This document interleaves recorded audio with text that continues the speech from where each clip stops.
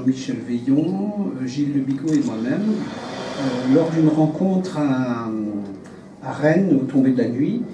Et Jean-Michel et Gilles terminaient une aventure avec un groupe qui s'appelait Cornoc.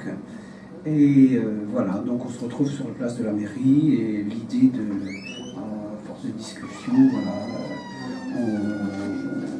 on imagine qu'on pourrait envisager un parcours ou au moins un travail, une ébauche de travail entre le chant traditionnel tel que je le pratiquais à l'époque, c'est-à-dire a cappella, sans instrument, ou une expérience qui n'avait, on peut dire, pratiquement pas été tentée à l'époque. Sinon qu'il y avait juste le groupe Vers qui était naissant à ce moment-là. Et donc on est parti dans ce travail. Et assez rapidement, donc on a éprouvé le besoin d'enregistrer ce qu'on faisait. Et c'est à cette occasion d'ailleurs que Orpi, par je ne sais trop quel pied d'ailleurs, connaissait Gilles. Enfin bon, c'est un peu. Voilà, c'est une histoire un peu longue. Et aussi Alain Gentil, donc à la basse, qui nous ont rejoints pour ce premier album que nous avons intitulé Eronder. Eronder, donc, il veut dire espace, voilà. Et qui est le premier album que nous avons enregistré en 89, Orpi, c'est ça 89. Et ensuite, donc voilà, nous avons eu quelques concerts. Et nous avons enregistré un second album en 92, si mes souvenirs sont bons, et que nous avons appelé Ending Coastal.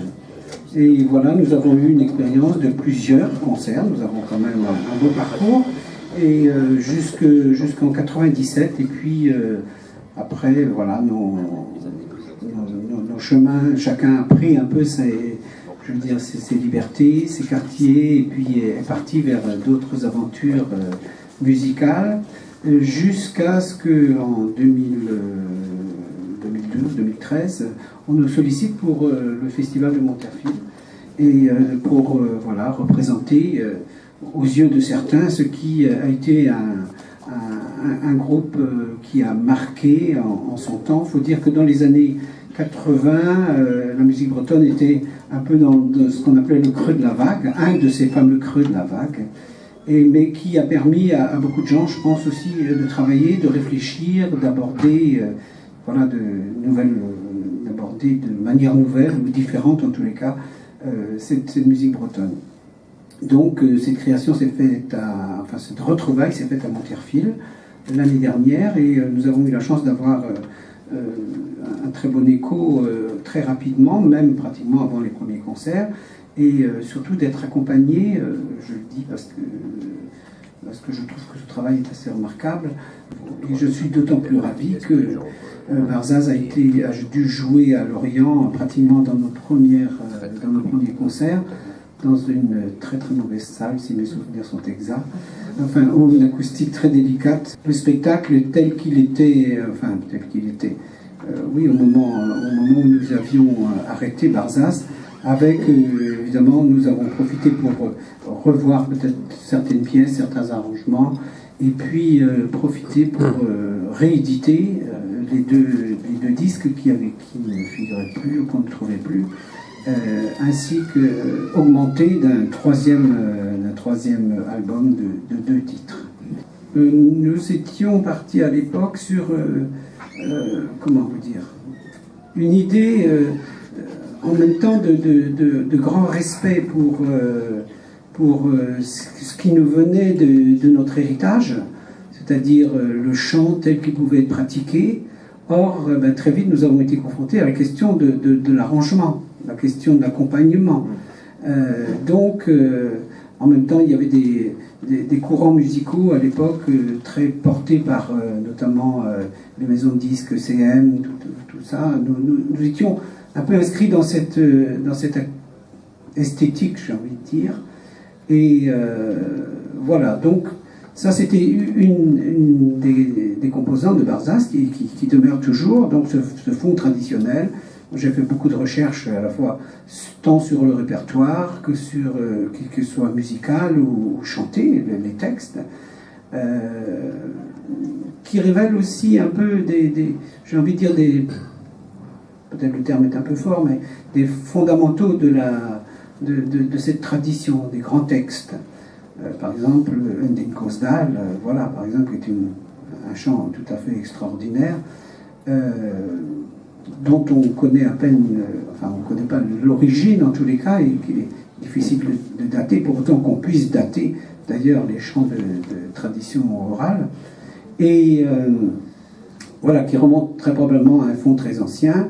Puis à côté de ça, il y avait aussi cette volonté de penser, comment dire, de mettre en valeur en tous les cas des œuvres poétiques d'aujourd'hui, enfin, ou contemporaines.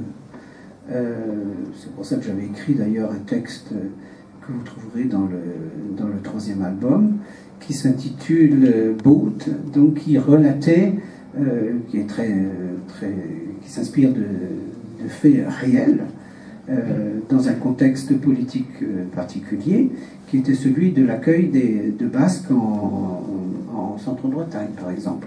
À côté de ça, il y a les fameux poèmes de Modest Blandour, que j'aime beaucoup. Donc Modest Blandour, qui était un écrivain